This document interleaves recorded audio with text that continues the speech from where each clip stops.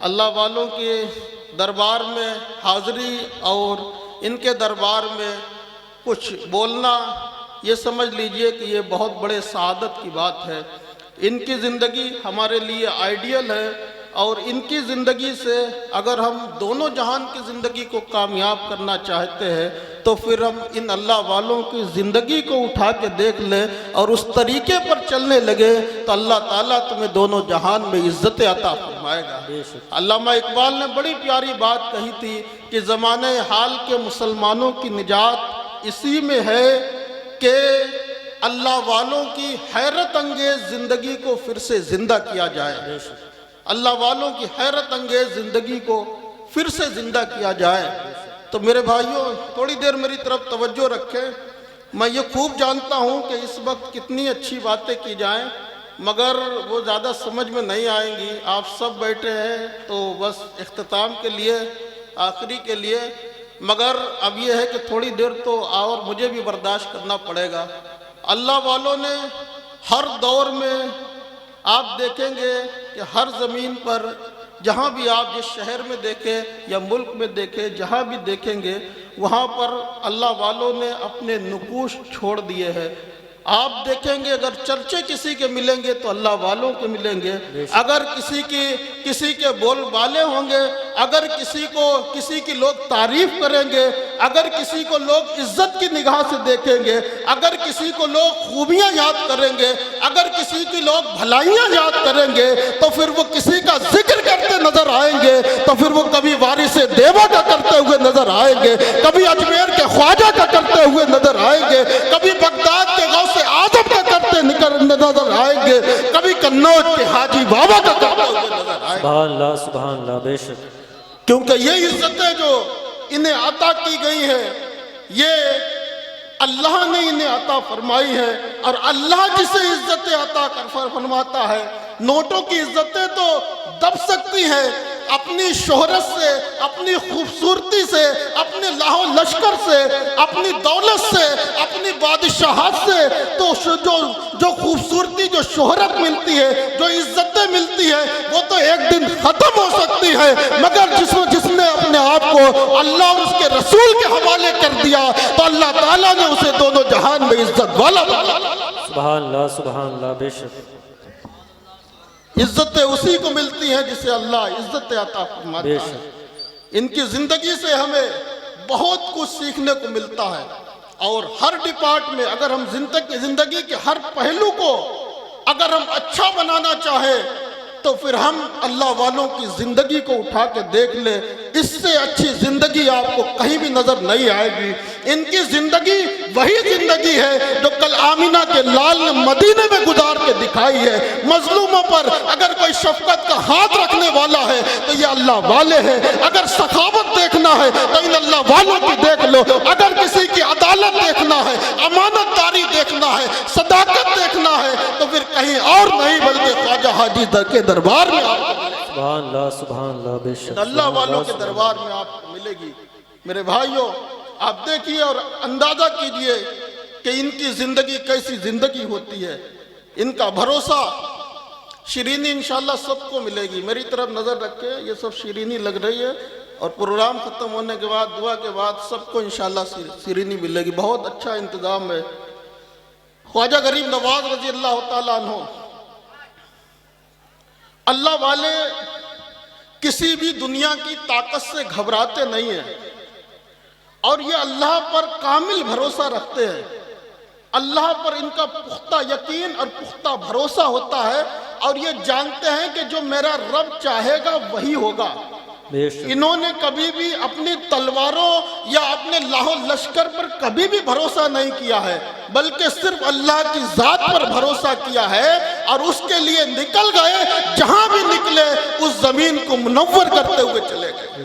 سبحان اللہ، خواجہ حاجی شریف خواجہ غریب نواز رضی اللہ تعالیٰ عنہ جب ہندوستان تشریف لا رہے ہیں، ہندوستان کی سرحد سے پہلے شہاب الدین ایوب کے جو لشکر یہاں سے شکست کھا کے جا رہا تھا، اس کا استعفائی آپ کو ملا۔ باتیں ہوئیں، باتیں ہونے کے بعد وہ کہنے لگا کہ حضور آپ کا کہاں کا ارادہ ہے؟ کہا کہ میں اجمیر جا رہا ہوں۔ تو وہ کہنے لگا کہ حضور آپ اجمیر مت جائیے، مجھے ڈر ہے کہ وہاں کے لوگ آپ کو نقصان پہنچائیں گے، کیونکہ ابھی میں شہاب الدین غوری کے فوج کا شکست خوردہ فوج ابھی لوٹی ہے، میں اسی کا ایک سپاہی ہوں، میں نے اپنی آنکھوں سے شکست کو دیکھا ہے، یقیناً اگر آپ وہاں پر جائیں گے تو وہاں کا راجہ آپ کو بہت تکلیف پہنچائے گا، بہت پریشانی، بڑی تکلیف آپ کو اٹھانا پڑے گی، آپ وہاں پر مت جائیے۔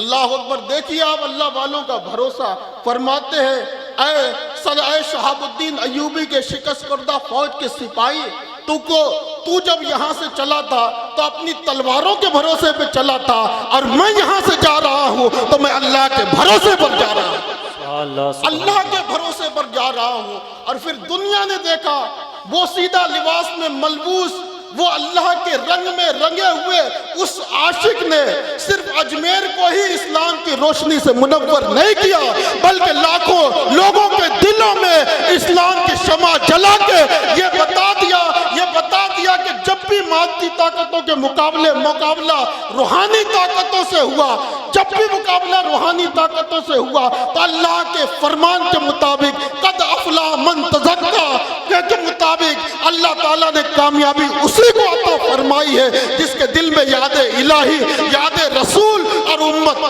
درد تھا، اللہ نے اسی کو کامیابی عطا فرمائی۔ سبحان اللہ، بے شک اللہ اکبر! کامیاب وہی لوگ ہوتے ہیں، ان کی سیرت کو آپ دیکھیں گے تو ہماری نبی کی سیرت آپ کو یاد آ جائے گی، اور ہماری نبی کی سیرت، ایسی سیرت کون دنیا میں پیش کر سکتا ہے؟ سیرت ایسی کہ اگیار کلمہ پڑھے، صورت ایسی کہ یوسف بھی دیکھا کرے، پاؤں ایسے کہ جبرائیل آنکھیں ملے، ابن مریم سے بڑھ کر شفا ہاتھ میں، اور یہ تھا اعجاز گفتار و کردار کا جس نے غیروں کا دل لے لیا ہاتھ میں، اور یہ تیرا جلوہ حسن اخلاق تھا جس نے غیروں کو قدموں میں جھکوا لیا، میرے بھائیوں ان اللہ والوں کی زندگی میں آپ دیکھیں گے ان کا جذبہ جو خدمت خلق کا تھا، ہر پہلو سے آپ ان کی زندگی میں دیکھیں گے کہ یہ کوشش کرتے تھے کہ میری ذات سے کسی کو بھی کوئی تکلیف نہ پہنچے، چاہے وہ اپنا ہو چاہے وہ غیر ہو۔ یہاں پر مذہب اور مسلک نہیں دیکھے جاتے، یہاں پر جو بھی آتا ہے دل سے مانگنے کے لیے آتا ہے تو پھر اسے عطا کیا جاتا ہے۔ اجمیر میں اورنگزیب بادشاہ جب حاضری دینے کے لیے گئے تو انہوں نے دیکھا ایک فقیر ہاتھوں کو پھیلائے ہوئے دعا مانگ رہا، یا خواجہ صاحب مجھے آنکھیں دے دیجئے، وہ نابینا تھا، دعا مانگ رہا مجھے آنکھیں دے دیجئے۔ آپ اس کے پاس گئے، کہنے لگے اے بابا کتنا عرصہ ہوا تمہیں آنکھیں مانگتے ہوئے؟ کہا کہ برسوں ہو گئے مگر میری دعا، میری فریاد قبول نہیں ہو رہی۔ تو آپ نے فرمایا کہ میں اندر فاتحہ پڑھنے کے لیے جا رہا ہوں، اور جب میں وہاں سے واپس آؤں گا اگر تمہاری آنکھیں روشن ہو گئی تو بہت اچھا، اور اگر روشن نہ ہوئی تو پھر تمہیں قتل کر دیا جائے گا۔ اللہ اکبر! اور اس کے پہرا لگا دیا۔ اب تو حال یہ ہو گیا وہ اندر چلے گئے، بادشاہ اندر چلے گئے، تو اب حال یہ ہے کہ اب یہ رو کر بہت گریزاری کرنے لگا اور بہت دل سے دعا مانگنے لگا کہ اے خواجہ صاحب ابھی تک تو آنکھوں کا مسئلہ تھا، اب تو جان پر بنائیے۔ اللہ اکبر! توجہ رکھیے، آپ دیکھیے جملہ سنیے، ابھی تک تو آنکھوں کا مسئلہ تھا، اب تو جان پر بنائیے۔ اب رو کر بہت دل سے دعا مانگنے لگا۔ یہ حال ہوا کہ جو بادشاہ جب واپس آیا تو پھر اس کی آنکھیں روشن ہو چکی، اس کی آنکھوں کی روشنی واپس آ گئی تھی۔ بادشاہ نے دیکھا کہ روشنی واپس آ گئی، بادشاہ مسکرائے اور کہنے لگے کہ ابھی تک تم مانگ رہے تھے تو دل سے نہیں مانگ رہے تھے، اب جب تمہیں جان کا خوف ہوا تو تم نے دل لگی سے اور توجہ سے مانگا تو پھر خواجہ کے دربار سے تمہیں آنکھیں مل گئی اور تمہاری آنکھیں روشن ہو گئی۔ سبحان اللہ۔ دیکھیے کیا نہیں ملتا ان اللہ والوں کے دربار سے۔ میں چند دن پہلے ایک ویڈیو دیکھ رہا تھا، ایک غیر مسلم شخص ویڈیو میں پیچھے خواجہ صاحب کا دربار ہے، گنبد بھی نظر آ رہا تھا، وہاں پہ بیان دے رہا اپنا۔ پوچھنے والے نے پوچھا کہ تم یہاں کتنے سال سے آ رہے ہو؟ تو کہنے لگا میں 28 سال سے یہاں پر آ رہا ہوں، 28 سال لگاتار ہو گئے مجھے خواجہ صاحب کے دربار میں آتے ہوئے۔ کہا کہ تم 28 سال سے 62 سال کی اس کی عمر تھی، 28 سال سے برابر آ رہے۔ کہا کہ کیوں اتنی عقیدت کیوں رکھتے ہو؟ آج کل لوگ عقیدتوں کو نکالنے کی کوشش کر رہے ہیں۔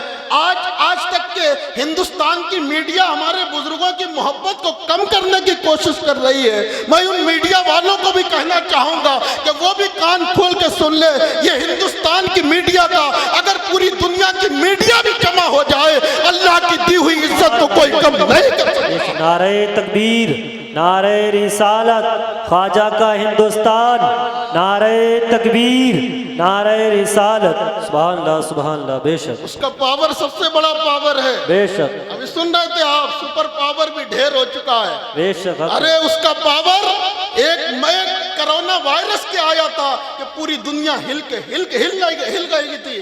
اللہ اکبر، یہ اس کا پاور تھا۔ ہمیں نا امید نہیں ہونا ہے، ہمیں گھبرانے کی ضرورت نہیں ہے۔ آپ دیکھیے، اللہ اکبر، اس شخص سے پوچھا کہ کتنے سال سے آ رہا ہے؟ کہا 28 سال سے آ رہا ہوں، 62 سال کی عمر ہے۔ کہا اتنی پابندی سے روز کیوں آتے ہو؟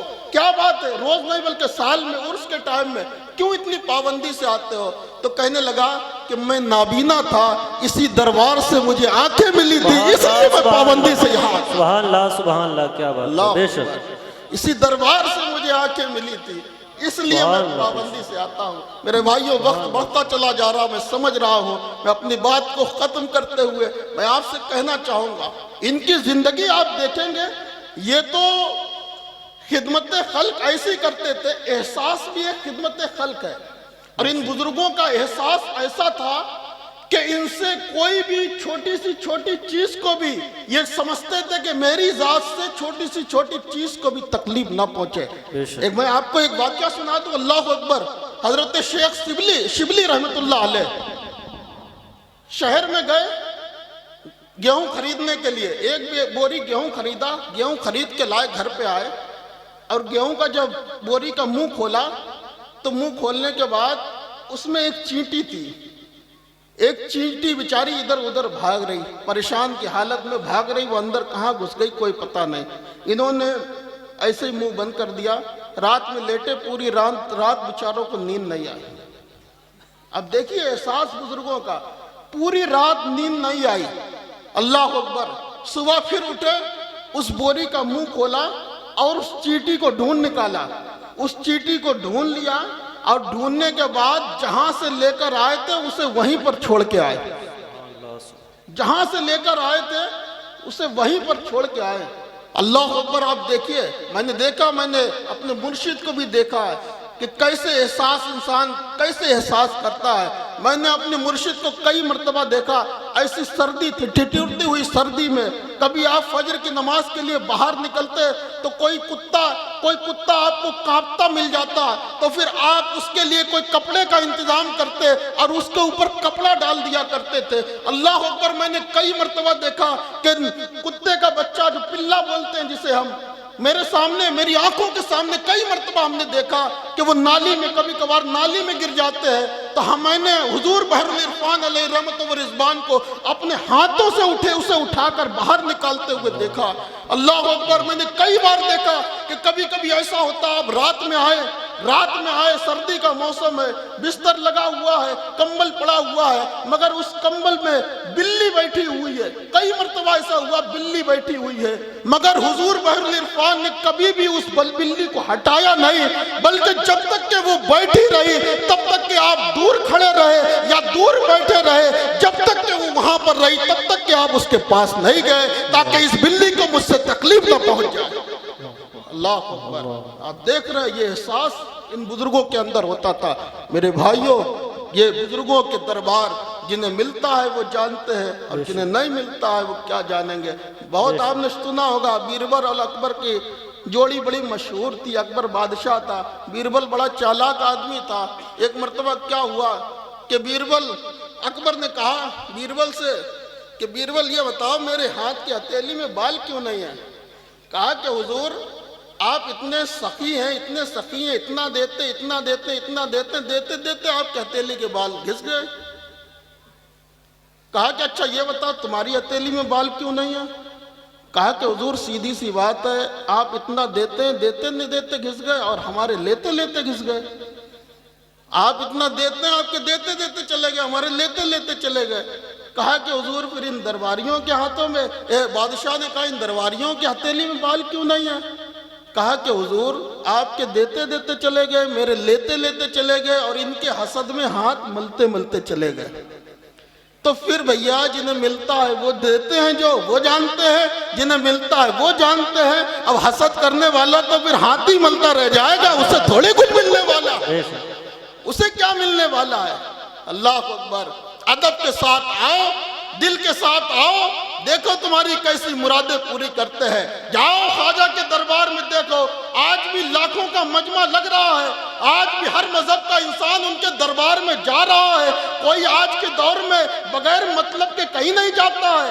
اپنے بھائی سے جب مطلب ہوتا ہے تو انسان محبت کرتا ہے، جب مطلب نکل جاتا ہے تو ٹھوکر مار دیتا ہے۔ اور پھر ایسے تعصب کے دور میں آج بھی لاکھوں کا مجمع لگ رہا ہے، تو میرے بھائیوں وہاں سے ضرور ملتا ہے، اسی لیے لوگ وہاں پر چلتے چلے جا رہے ہیں۔ سبحان اللہ سبحان اللہ۔ ہمارے خواجہ کسی کا باقی نہیں رکھتے ہیں، بے شک جو مانگتا ہے اسے عطا کرتے ہیں، جو مانگتا ہے اسے عطا کرتے ہیں۔ ہمارے خواجہ کا دربار ایسا دربار تھا کہ پورے اجمیر کے دونوں ٹائم یہ سمجھ لیجئے کہ جو بھی انسان اجمیر پورے شہر سے جتنے بھی لوگ آتے تھے تو خواجہ کے دربار سے کھاتے چلے جاتے تھے۔ حال ان کا یہ تھا کہ پیسے کہاں سے آتے تھے اتنے کھانے کے لیے؟ تو جب بھی آتا تھا خادم پیسے لینے کے لیے کہ حضور ہمیں سامان لانا ہے، تو مصلے کا کہتے تھے، مصلے کا کونا پلٹو، کونا پلٹا جاتا۔ کہا کہ پیسے اٹھا لو، جتنی ضرورت ہے آج کی اتنے اٹھا لو اور اس کونے کو پلٹ دو، وہ اتنے لے کر چلا جاتا۔ روز یہی سسٹم چلتا چلا جاتا۔ دیکھیں یہ بزرگان دین ہے، یہ اللہ والے ہیں۔ اللہ اکبر۔ یہاں پر دل دیکھے جاتے ہیں، یہاں پر ادب دیکھا جاتا ہے۔ بتا دوں ادب کیا تعلق سے آپ کو، آخری بات میرے بھائیوں، بہلول دانا سنا ہے آپ نے؟ مجذوب تھے، اور ان کے تو واقعات ابھی آپ سن رہے تھے کہ زلیخا کو 10 روپے میں جنت میں محل عطا کر دیا، 10 روپے میں صرف۔ جب رات میں اس کے شوہر نے دیکھا کہ جنت میں میں ٹہل رہا ہوں اور ایک محل کے اوپر زبیدہ کا نام لکھا ہوا، تو اس نے کہا یہ تو میری بیوی کا نام ہے۔ اس نے گھسنے کی کوشش کی تو اسے منع کر دیا گیا کہ یہ تمہارا تھوڑی ہے، یہ تمہاری بیوی کا ہے، یہ بیوی کا ہے۔ اب اٹھے صبح کھڑبڑائے، پھر گئے بہلول دانا کے پاس، کہا کہ حضور مجھے بھی عطا کر دیجئے۔ تو کہنے لگے کہ کتنا دام لیں گے؟ کہا کہ پوری سلطنت لیں گے، پوری سلطنت لیں گے۔ کہا کہ حضور انہیں تو 10 روپے میں دے دیا، ہم سے پوری سلطنت مانگ رہے ہو۔ کہا کہ انہوں نے بغیر دیکھے خریدا تھا، اب تو تم دیکھ کے خریدنے کے لیے آئے ہو۔ اللہ اکبر۔ اب تھوڑی یہ سودے تو دیوانوں کے ہوتے ہیں۔ وہی بہلول دانا بیٹھے ہوئے ہیں، ایک شخص آیا بڑے ادب کے ساتھ، ادب سے بیٹھ گیا، سلام پیش کیا، کہا کہ حضور تجارت کی کون سی ایسی جنس خریدوں کہ جس سے بہت زیادہ نفع ہو؟ تو آپ نے کہا کہ جاؤ کالا کپڑا خرید لو۔ مجذوب کی بات تھی، کالا کپڑا خرید لیا۔ پورے شہر سے جہاں تک ہو سکا اس نے سارا کپڑا خریدوا لیا، اپنے پاس جمع کر لیا۔ چند دن کے بعد ایک شہر کا بہت بڑا آدمی انتقال کر گیا۔ لوگ ماتمی لباس کے لیے کالا کپڑا ڈھونڈنے کے لیے نکلے، کہیں بھی کالا کپڑا نہیں، صرف اسی کے پاس کالا کپڑا۔ منہ مانگی قیمت پر اس نے کالا کپڑا بیچا، یہاں تک کہ یہ امیر و کبیر ہو گیا، بہت بڑا، بہت مالدار ہو گیا۔ اللہ اکبر۔ اب گھمنڈ آ گیا، پیسہ آتا ہے تو نہ انسان کے تیور بدلنے لگتے ہیں۔ پھر ایک دن امیر ہے، گھوڑے پہ بیٹھا ہوا جا رہا، بہلول دانا بیٹھے دکھ گئے۔ اس نے کہا ارے بڑا اچھا موقع ہے۔ دور سے ہی کہنے لگا گھوڑے پہ بیٹھے بیٹھے، او دیوانے اب کیا خریدوں؟ اللہ اکبر۔ کہا کہ او دیوانے اب کیا خریدوں؟ کہا کہ تربوز خرید لے، کہا کہ تربوز خرید لے۔ گیا، پوری دولت سے اس نے شہر جہاں تک ہو سکا سارے تربوز خریدوا لیے، پوری دولت اس نے تربوز میں لگا دی۔ ایک ہفتہ نہیں گزرا کہ سارے کے سارے تربوز سڑ گئے، سارے کے سارے سڑ گئے، کوڑی کوڑی کا محتاج ہو گیا۔ फिर आया घूमता घुमाता बहलोल दाना के पास, हुजूर आपने मेरे साथ ये क्या किया? तो आपने फरमाया ये मैंने नहीं किया बल्कि तेरे लहजे ने और तेरे लफ्जों ने किया है। जब तू अदब के साथ आया तो तू माला माल हो गया, जब तूने बेदबी की तो अल्लाह ने तुझे कंगाल कर दिया। बेशक सुभान अल्लाह, अदब बहुत ज़रूरी चीज़ है। इनकी बारगाहों में मेरे मुर्शिद जब मदीने जा रहे थे तो आपने एक शेर में फरमाया था कि अदब के साथ तुम रहना शहे कौनेन का घर है। बेशक सुभान अदब के साथ तुम रहना शहे कौनेन का घर है, गुनाहों से न घबराओ मदीना आने वाला। सुभान अल्लाह, बेशक क्या बात। तो हम गुनहगार हैं, खताकार हैं, सियाकार हैं, सब कुछ मानते हैं, मगर इनके दरबार में मोहब्बत देखी जाएगी, इनके दरबार में अदब देखा जाएगा। जब ये गैरों को नवाज सकते हैं तो फिर अपनों को और भी ज्यादा नवाजेंगे, सुभान अल्लाह, सुभान अपनों को और भी ज्यादा नवाजते चले जाएंगे। इनकी जिंदगी हमारे लिए आइडियल है, इनकी जिंदगी हमारे लिए, ये समझ लीजिए कि हमारी जिंदगी को अगर हम अपना अच्छा बनाना चाहते हैं तो फिर इनकी जिंदगी, इनके जाम पी कर देखे, या ऐसे जाम पिलाते हैं। नशा पिला के गिराना तो सबको आता है, नशा पिला के गिराना तो सबको आता है, मजा तो जब है कि गिरतों को थाम ले साकी, मजा तो जब है कि गिरतों को थाम ले साकी। भैया पिला के तो सब गिरा सकते हैं, मगर गिरतों को थाम लेना ये इन अल्लाह वालों का काम है। डूबते हुए को तैरा देना इन अल्लाह वालों का काम है। गरीबों की मदद करना इन अल्लाह वालों का काम है। मजलूमों पर रहम करना इन अल्लाह वालों का काम है। इंसान को इज्जत देना इन अल्लाह वालों का काम है।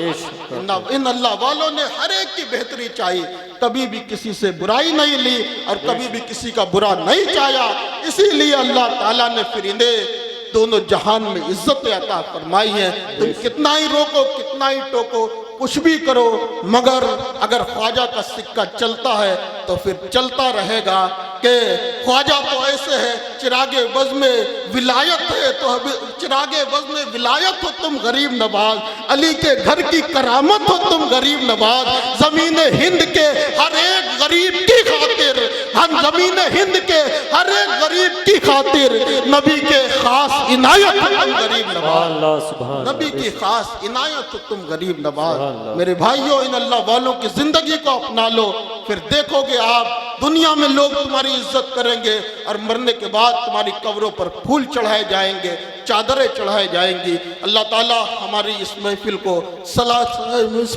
कबूल फरमाए और आने वाले इसके जो भी प्रोग्राम हैं अल्लाह ताला इज्जत के साथ उन्हें पाए तकमील तक पहुँचाए और हमारे कमेटी वालों के मज़ीद हौसलों को बुलंद फरमाए और आप सबको अल्लाह ताला सलामत रखे।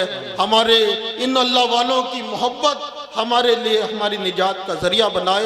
वमा अलैना इल्लल बलाग। अस्सलामु अलैकुम व रहमतुल्लाहि व बरकातहू।